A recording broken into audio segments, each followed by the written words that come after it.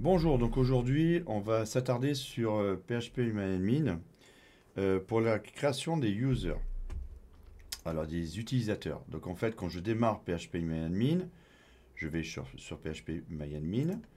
Ici de base je vais avoir, donc pour se connecter en tant qu'administrateur de PHP-admin, c'est l'utilisateur root, ça veut dire administrateur, et le mot de passe il n'y en a pas. On exécute, voilà ça c'est fait. Donc maintenant, on va créer les comptes utilisateurs. Donc on va aller sur compte utilisateur, on va créer un utilisateur spécifique pour notre application. D'accord? Et il y aura deux aspects, on verra après l'intérêt de ce compte utilisateur. Donc là, on va d'abord révoquer, c'est-à-dire qu'on va supprimer les droits et supprimer aussi un utilisateur. Donc par exemple ici, ADM Secure, hop, je vais le supprimer. Donc je le sélectionne, je suis dans compte utilisateur, je vais dans ADM Secure et je vais supprimer ici. Ok. Donc on va faire un nouvel utilisateur ici. Donc on va enlever ici. On va marquer administrateur. Bon, pour dire que c'est le top, le chef. On va donner un mot de passe, mais bon. Ici.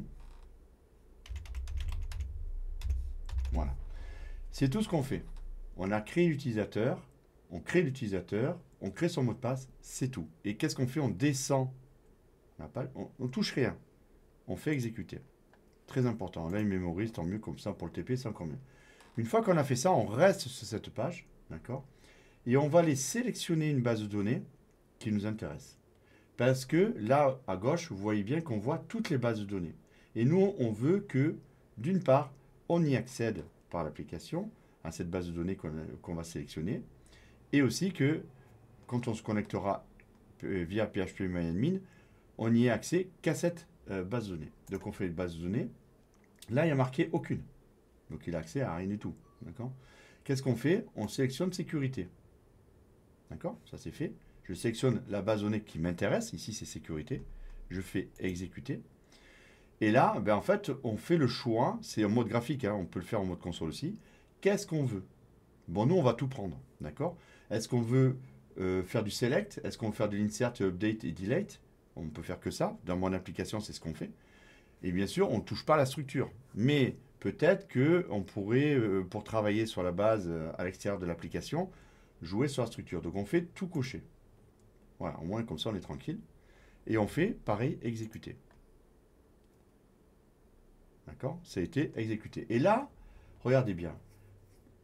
All privilege on sécurité to administrateur. Donc là, c'est le grant ici. Donc si vous devez développer sur en mode console, etc., voir tous les droits qu'on a sur une base de données ou sur une table, parce qu'après on peut aussi affiner sur la table, hein. On peut donner les droits sur une table en lecture et sur notre table en modification. On peut vraiment affiner.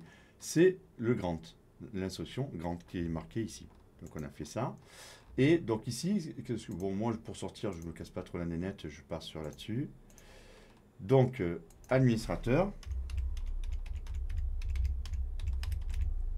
ici.